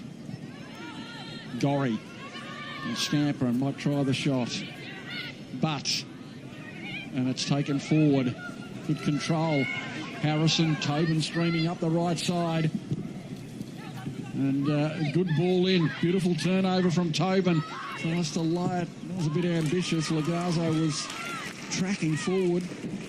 But Natalie Tobin really enjoying a good game today. She's putting herself about in the middle of the park, getting through an extraordinary amount of work. A great prospect. She's been excellent on the ball, and especially given that she hasn't had a lot of W League starting time, she's really been composed when she's been on the ball, and aside from that final execution there, she's been good, and we'll see a bit of like-for-like rotation now with Olivia Price coming on. Substitution for Sydney FC number 11, Natalie Tobin, to be replaced by... I think you two put the mockers on her saying she was playing. We just wrapped her deluxe and she's off. Alan Stajic, he's got his own plan in mind. Maybe there's an injury somewhere, but that only her fifth W League appearance. She's enjoyed a good afternoon and replaced by another product from N-Swiss, Port Macquarie raised Olivia Price, the 18-year-old, coming on. And Olivia with Natalie and also Amy, part of that young Matildas. Set up now as Larissa Crummer. Well, slow motion at the back from Sydney FC, and Brisbane almost take advantage. Yeah, Brisbane Roar been looking dangerous, as you mentioned before. Sydney FC have been able to, yes, take care of it, but I think it's really only been due to Brisbane Roar's final execution there. Katrina Gorry was running at the back line and really only had to play an easy, simple pass along the ground to Razzo, and then Razzo was on goal. And it's been those small things that have let him down today. Nothing major to adjust, but just the simple things that we come to expect of these high-calibre players. Carroll playing a little more forward. Claire Polkinghorn can't find the way through to Russo. Sydney have numbers. Bulger. A quick first-time ball from Price, and now streaming down the left edge is Harrison. Well, key phase of the game now for Brisbane and Sydney. Sydney taking the early lead through that goal from Renee Rollison, and the equaliser coming late in the second half from Emily Gielnik, and Brisbane enjoying a good passage of play. Price will have it again at the feet. Good first touch. He receives it again from Bulger. And Tamika Butt gets the better of that situation. Gorry has time to measure the pass. Russo with a little bit to do. Neat chest down. And now, can she get it on the left foot? Well, the idea was right, but Sydney with numbers back. Just not that finesse in the final pass. On a wrong leg, and copping a little bit of a knock in the process too, Hayley Russo, but she has speed to burn, grazing across the turf. She does have speed to burn, and it'll be so scary when she actually figures out a key strength is that speed, and when she works out how to use it 100% of the time. Really all that needed was a quick ball past Tegan Allen, and she was on goal and on her preferred foot as well. Although it's predictable, speed's just so difficult to stop. Now Brisbane, this is a good build-up in turn to Crummer. Carroll, Butt in tight quarters. Crummer. Russo, she'll take them on again. An early ball, it's a good one too. Johnson strong at the back. Sydney survive again, a player down injured. Will the ball be tucked out of play? And it's Price. It's the recent addition to the action with just 10 minutes under her belt from last week. That was the first W League appearance for the 18-year-old. And she's gone in and, yeah, it's got that little, it was like the blade cutter. Like the whippersnipper taking her out. She's up. Rufal Look likes to do a bit of videoing, loves the camera, the GoPro, and putting together videos of anything in particular. Does Olivia Price in spare time, does a bit of coaching as well, junior players. So plenty of future ahead for Olivia Price.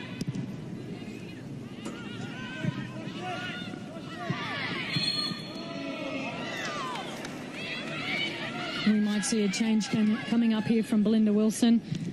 Possibly spark someone,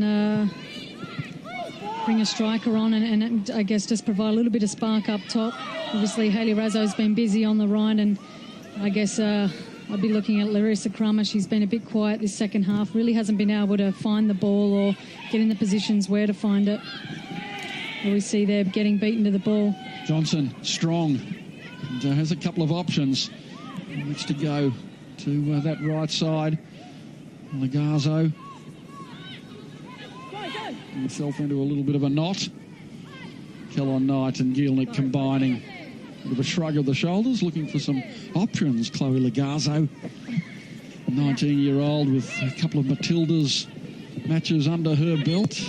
Will continue to be a likeness for her at that level with the new coach, but certainly the last coach did like the skills of Chloe Legazzo, formerly of the Carlingford Redbacks in the northwestern suburbs of Sydney, I guess you could describe. Sydney enjoying some good possession. Really haven't looked like adding to the tally. Comfortable at the back.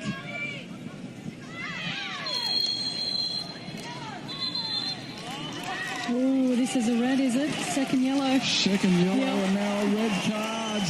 Tegan Allen leaves the arena. You know what, in isolation, she's held on a little bit too long, knowing Razzo, if she was off there, she was on goal, and in isolation, it's possibly a little bit soft, but it's the second time she's been caught. You can see here she's held on. So Razzo's got her arm around her as well. She's got a hand on a left shirt there. Well, Tegan Allen could barely contain the emotion. Alan Stadger can't believe that there is a red card for that. Oh, you're kidding, he says. You're kidding.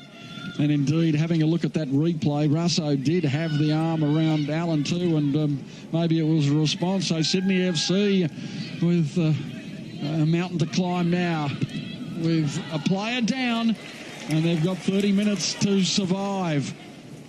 Tegan Allen, a red card. I can't actually recall the first yellow, which one it was. No, we were stumped there. We'll throw down to Steph. Thanks a lot, guys. Well, we've got Katrina Gorry with what looks actually like a cramp, but I'm not sure whether she caught something. If we look at the replay, this will tell us more, and you guys can tell us.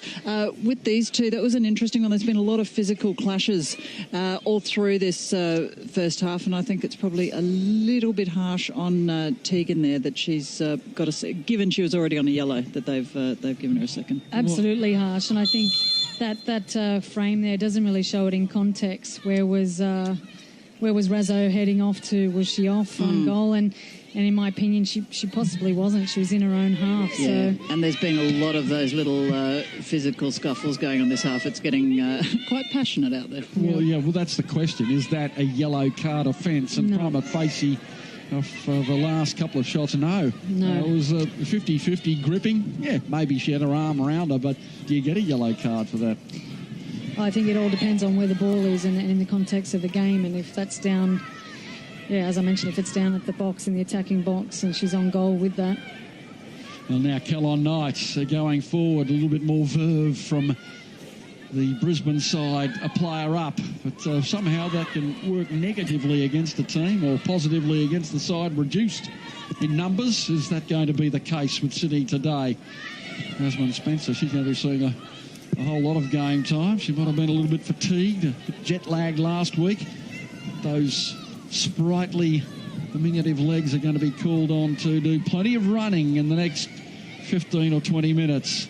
Oh, Tamika Butt, room to move. If you can't quite breeze past Teresa Polias. See Sydney FC now playing with one up top. Spencer's going to have to get through mountains of running, still with, 25 minutes to go. Of course, they're 10 apiece on the field at the moment because Katrina Gorrie is still waiting to come back onto the pitch after she's adjusted her boots. Sunny Franco also ready to enter the play, and she'll be replacing Hayley Razzo, I believe. Thanks, Steph. You're welcome, Walshy. Be interesting to see Sunny play. She's been such a talent, of course, last season, a young talent, and with the junior national sides as well. She's been predicted to be an absolute star of the future. Absolutely, and it'd be excellent to see how much of the W League, I guess, helps her, showcasing that talent. Obviously, she's with the young Matildas, and they play so sporadically, but here she gets to play with the likes of, well, we've gone through it many a time, with all the Matildas and playing in that training environment with someone like Claire Polkinghorne pushing you. Really has the best environment to grow. We just hope she gets enough time because of the talent in this squad. You hope she gets enough minutes on the pitch. Exactly right. Well, Hayley Russo, I think she's fuming about being taken off. Or finally concedes to shake the coach's hand. And Russo thinking, well, hang on, I'm getting about. I've had a good game. I've nearly set up a couple of goals. She is despondent, not happy about being replaced today, Hayley Russo. I believe the story behind that is that she's been, I won't discuss the injury in particular, but she's coming back to full fitness from an injury that she's having to monitor, and I think she will have to monitor her throughout her career. Well, Sydney FC, the player down, still 1-1 on the scoreboard. So in that context, if they manage to escape with a point, it'd be a good result. Whereas if you're looking at the first 35 minutes of action today, you're thinking Sydney, they're just all over Brisbane. How a match can change complexion. And Tegan Allen, so two young players leave the field distraught today for different reasons. Russo after being replaced, and Tegan Allen after being sent off for 2 yellow card offences, the second appearing a little bit soft from the perspective of the commentary box and the sideline. And Wilco, you can see Larissa Crummer just scuttling over Teresa Polias there, which makes you wonder if that was so much worse than the yellow card. Indeed. There are the nuances, aren't there? In any sport, you can see those 50-50 calls, and referees have to make a lot of decisions. And sometimes they don't have the benefit of 4 or 5 replays to come up with the answer. Polkinghorne scouting forward, and now picking up Popovic. Crummer hugging that right edge, and methodically trying to build up Sydney with all but Jasmine Spencer behind the ball. So it's going to be a final stanza of some intrigue. Nicola Bulger not quite getting the thrust in that throw in. And she gets clipped too on the way through. This is going to be a yellow card for Larissa Crummer. Absolutely. She's definitely clocked her late there.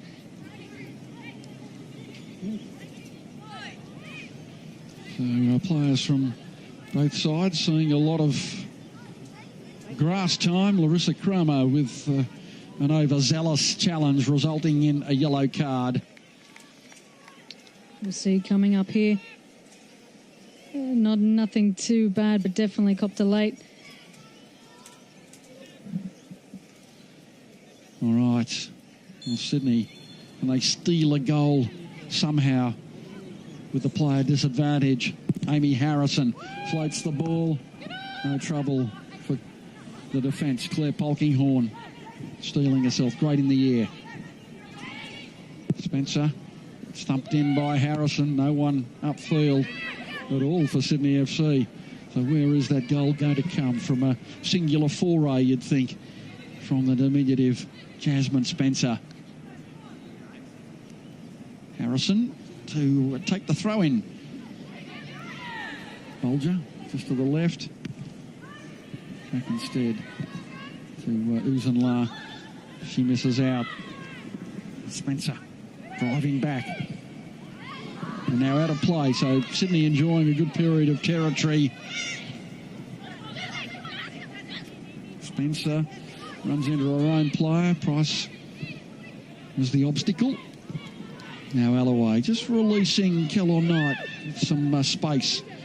And in turn, Franco on that left edge. Tracks across field, enormous pace, beautiful square ball. Gorry, that was tailor-made for her to just stand on and go forward. She was in a bit of space, showing a reluctance to go forward. Garlick, Popovic, Gorry again backtracking. Should be actually noted that Katrina Gorry's come back from Kansas City in the US, who won the title over there, but really didn't get a lot of game time. So I'm not exactly sure if this is what we're seeing here. Really just trying to play herself into some form, and that will come obviously with more minutes, but really hasn't had a lot of match time. Kellor Knight does well. She'll get the return too. This is promising. Some good defence from Lagazzo. Carroll. Crummer waiting for the crumbs, dare I say. Lagazzo. And now Jasmine Spencer away. Can she get the better of Polkinghorne? It's a 1-on-2. Jasmine Spencer does that little dart to start off with, and it's taken away for a corner kick. That's an excellent result here for Spencer. She really had no support at all. There were about 3 or 4 orange jerseys, and as you can see, she really had to do the best with what she had, and Claire Polkinghorne's held her up enough to get Laura Alloway back, and exactly sure if that's come off Spencer's foot. Probably did in the end, so she did very well to get the corner as Alloway made the tackle, and then it seemed to come off the knee of Spencer and go out of play. Nonetheless, as we've seen in the various rugby league semi-finals, just that little bit of fortune, a bounce of the ball, a 50-50 call. If it goes your way, you can make it count. Sydney FC on the glancing header, seemed to be behind all the players, so in that end, it's still a result for Sydney FC, but it's still there. Stewart underneath. Sort of mistimes the leap, but does well. And she gives herself a bit of an uppercut, I guess, with that smile to say, gee, well, I nearly made a meal of that, but did well. Safe hands in the end. Yeah, she made that look much more spectacular than it needed to be. And look, Brisbane really should be on top here with that extra player. It's business as usual in the midfield. Sydney FC only have one player up top, but that really allows Brisbane to push, especially KK on the left, forward, and they can attack with an extra player. And they really haven't taken advantage of it, and I'm not sure if they've worked it out. And I guess we should watch for the change come from Belinda Wilson. Now Price releasing Bulger. Bulger goes far post to Spencer. Oh, another good interception from Kate Stewart. Really called into the fray too. In all seriousness, with that grab, she needed to steal it off the forehead of Jasmine Spencer, who's good in the air too for someone not quite, I think, 5 foot under the old scale. But she plays way beyond that stature in terms of ball on the ground or in the air. She's a dynamic influence. She's a really smart player. She's playing in between Laura Alloway and Claire Polkinghorne, and it's really difficult for a centre-back to know, or I guess especially when you're ball watching, who's picking up that player, and she really finds that fine balance in between the both of them, and I guess gives them that uncertainty. Spencer parrying Polkinghorne beaten, but Carroll tidying up and Alloway releasing it downfield for the chase. Oh, Gillick doing well. She might just flash the ball across the centre to Sonny Franco. Tries to find the head. Back is the stoic Renee Rollison. And the game opening out, but Sydney surviving despite having to play a disadvantage. Tegan Allen disconsolate after being sent off, and well, the run, it comes. Stewart a long way off the line, and there's still a chance. Keeper out of play, but the ball goes out of play. And there was a good brave chase forward. Lagazzo doing the best. No easy throw, Chloe! Say nothing. And Lagazzo fuming over that decision from the referee. Taking stock. Be careful. Now, this is what Lagazzo was arguing. There's the... And yes, it came off, clearly came off Lagazzo. She probably didn't realise it. She was going to take the throw in, so entirely her mistake. As Franco loses out. And Brisbane struggling to gain the authority with that extra player. We've got 16 or so minutes to go. There'll be a bit of injury time added on. And Sydney right in this match. Are they going to have it stolen from them? Sydney have really adjusted to having a player down better than Brisbane have. Brisbane should really be on the front foot pushing a player forward, but Sydney happy to be playing with three at the back now. Teresa Polias holding the midfield, and business as usual. It's really only Spencer who's picked up that extra player's work. A free kick now to Sydney FC, again in a prime position. And Kim Carroll, the offender on this occasion. 27-year-old, hailing from Tully. Playing in that unfamiliar role today, but making a good fist of it, as she often does in any role. Alan Stajic. Perhaps quite a few of his Matilda's charges for the World Cup under his wing, should he get the nod tomorrow. Yeah, Kate Stewart just had her 25th birthday a couple of days ago. She's been in good form today, poised and ready. Now Rollison, oh my goodness, what a goal! What a strike! It is absolutely brilliant from Renee Rollison, sliding it Premier League style inside the near post. Sydney 2, Brisbane 1. We may well have seen one of the goals of the year in round 2. Really had nowhere else to put that but near post, and she's hit it sweetly. Extremely small margin for error there, and she's hit exactly where she needed to. Olivia Price running over the ball. Nicola Bolger, and I'm not sure if Kate Stewart could have done better there, but look at this. Renee Rollison, centre back, 2 goals. Well, Renee Rollison coming up by our humble calculations to her 25th birthday tomorrow. And 2 goals, that's a brace. A sensational second goal, and the first one was a good grinding effort as well too. And she's put Sydney FC down a player in front with 14 minutes to go. Absolutely sensational, Stephanie Brands. Oh, wasn't it ever? Absolute cracker. We'll be seeing that one in our highlights reel for this season for sure. Brisbane set to make the change now that we thought might be more forthcoming to take advantage of that extra man. We've got the pace of the youth once more with Aisha Norrie coming on. She'll be replacing Emily Gilnick. Well, Brisbane now. Kellon Knight with a little more urgency in the step. Fires the ball out, and an early ball in towards Sonny Franco. Oh, there's a miscue, presenting Larissa Crummer with a chance. Oh, that's a poor pass. She squared it up to nobody, and it was a blue shirt, one of her former teammates. Maybe she was confused for just a moment. We'll give her the benefit of the doubt. Sydney FC have the space, and they're down a player.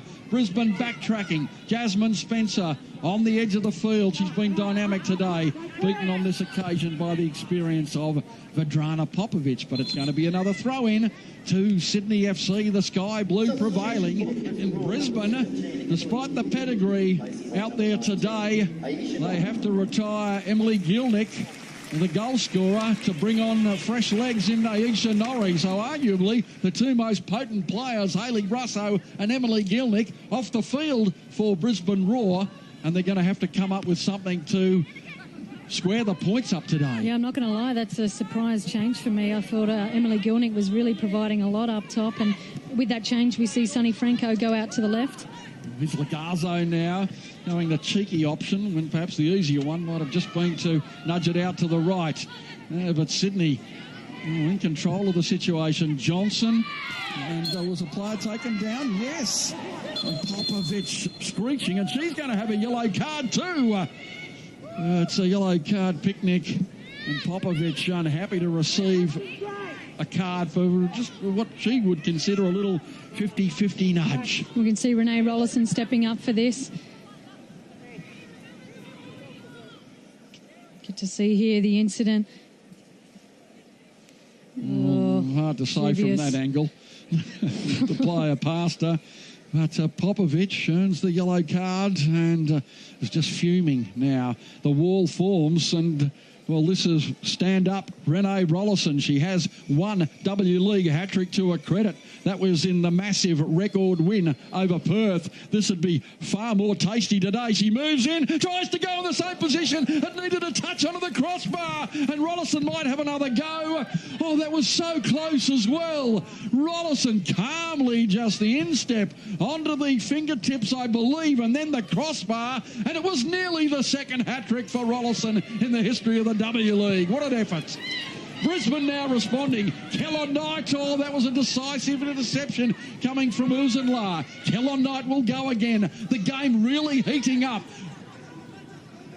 Out on the left side.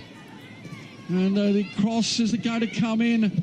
Well, somehow Sydney managed to breeze away, and Price with a good touch fires it out to Spencer with room in front, Spencer, and pace to burn. She's being challenged now by Alloway, who guards the path forward, and she'll just hold it up with experience and try to earn the corner. Spencer, she goes again and just trickles it off Alloway for, well, now she says, hang on. Well, that's the 50-50 decision that goes against her this time, and it went for her last time. They've evened it up on the edge of the field. It seemed to come off Alloway, and here she just plays it off her left foot over for a corner about a metre in front of the official on that side of the field. What I liked about that play from Sydney is Spencer had two options in the box there. Olivia Price and Nicola Bolger had made a run from defending up the other end of the field. That's what we're not seeing from Brisbane Roar. Now out to Franco Aishinori inside. Trickles it out to Kellon Knight. Fires a high ball, and that will be rather harmless. Shadows totally encroaching the ground. 9 minutes to go. Sydney, this would be a brave victory and work to do for Belinda Wilson, who's taken the team in her couple of years to a semi-final and a grand final. You see here she's made a change with Emily Gilnick coming off. Sunny Franco went left and Tamika Butt went up top, and I think that's where she's going to be most dangerous. She obviously can make those runs in behind, but she can also pick up the ball and hold it to bring the midfield in. Nishinori really needs to get onto the ball and get a first touch here. Hockinghorn nods down to Carroll. Crummer, a little give and go to herself. Beautifully done by Crummer. Can she match it with the cross? Beats another player. Fires it back. Oh, and sends it behind Gorry. Well, she undid all that good work too, and it was some very productive work. And now she runs out of steam and is beaten to the ball. And now Polkinghorn steams forward. But the clinical nature of the passing, not with Brisbane at the moment. They need more precision. Look at Spencer burrowing away and earning the free kick too. So these little calls, much to the dismay of Belinda Wilson, going the way of Sydney FC. Well, look at her back here defending. She's just been up trying to win a corner not long ago and really working tirelessly for Sydney FC. She's been the difference today, I think, in terms of these two teams breaking through. She's most definitely had the two centre-backs busy most of the game. Polkinghorn adventurous again to Kellon Knight, being called to do quite a bit. And that was an audacious little chip over the top. And now the chase forward again. Uzenla with room in front, trying to measure the cross. It's a flat ball. It needed a bit more airtime. Hoisted downfield. And, well, occasionally Brisbane looked like they're down the player, not up the player. Absolutely. Not at one point when that ball come did a Brisbane player run to it. It was a Sydney FC player trying to get in front to win it. And let's see if they can muster something up now. And Crummer has come into her own with a couple of good forays. Popovic can't assist, but they're going to have a throw in as another replacement is about to be made, Stephanie Brands. Indeed, Heidi Makrilos is coming off the bench, and that's it for Jasmine Spence, who's done such a superb job in the front line for Sydney. Well, Heidi Makrilos with a bit of pedigree in the family. Her younger brother was playing at Stoke City, Peter, until just I think a week or so ago. Parents moved over there to support his career. Young Socceroo, and now Heidi Makrilos coming into the fray, the 20-year-old, part of the young brigade on the way up at the under-17 level. Brisbane now, can they equalise? They've got numbers forward. Crummer's just ventured into an offside position, and it is Renee Rollison who steers it clear. She's had a wow of a game in attack and defence, and would be laid out misère, one would think, for those honours. Should they escape with the points? She heads it down and away. Not quite. Gorry in front. Is it going to come for Crummer? Some reluctance to shoot just at the moment. Popovic looks up, finds Crummer, sends it wide in turn to Franco. Franco headed clear by that player again in Rollo. Renee Rollison. And Sydney just anchored for a moment. Now they clear the decks.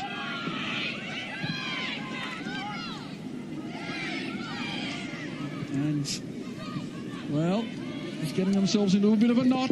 Popovic releases to Crummer. Crummer pushes it on. Is she taken out by Rollison? No, it's going to be play on, a goal kick. Oh, very smart play there from Renee Rollison. With a poker face. Yeah, poker face. She stepped in front of her line. Taking out Genius. A former teammate with nary a ruffled brow. A very experienced player.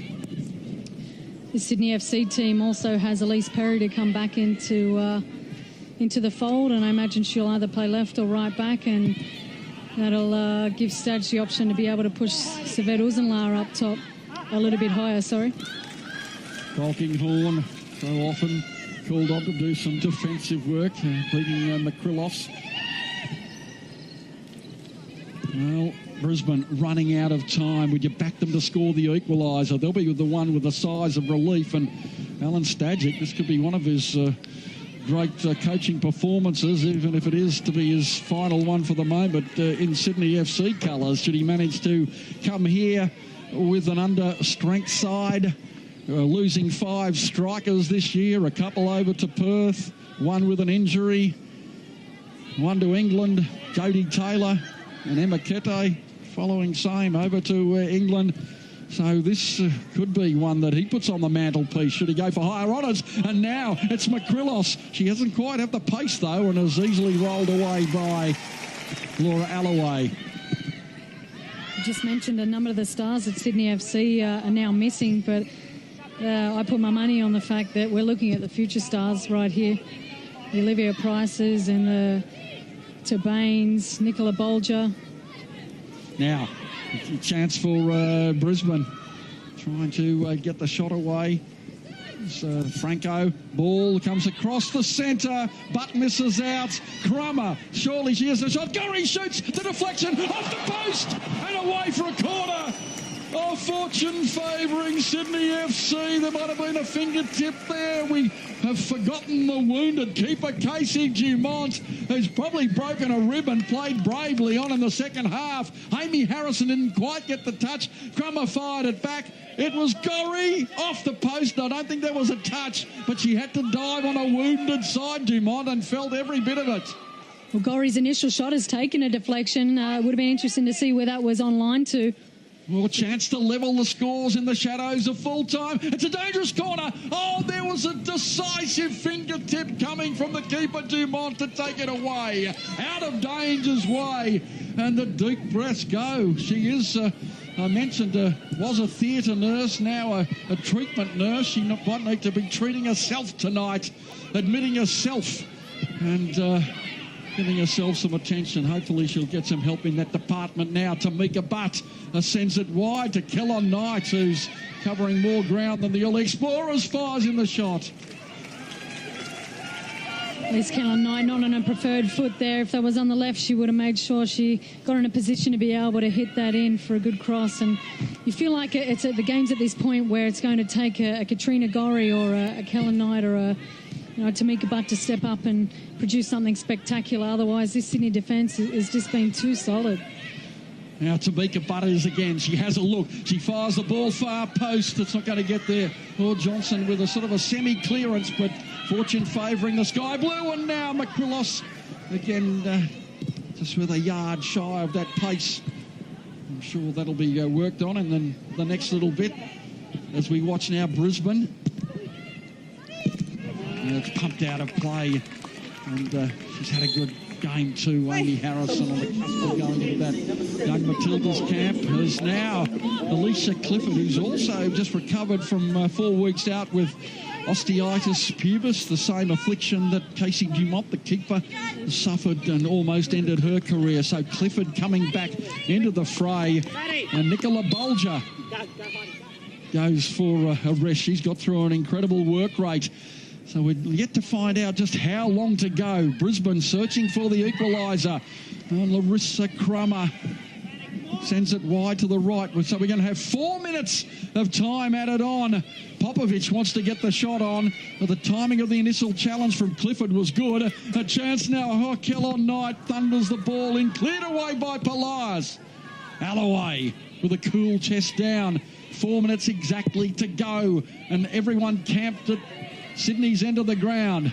See, Alan Stadgick just made another defensive change, putting Alicia Clifford in, who is better known for playing as a centre back, but she really provide that cover with Teresa Pliers for the last 4 minutes.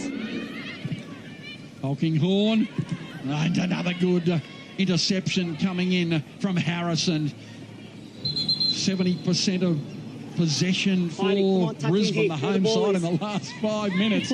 It's come to naught as Sydney stitch up their defence. Look at the experience, trying to get the better.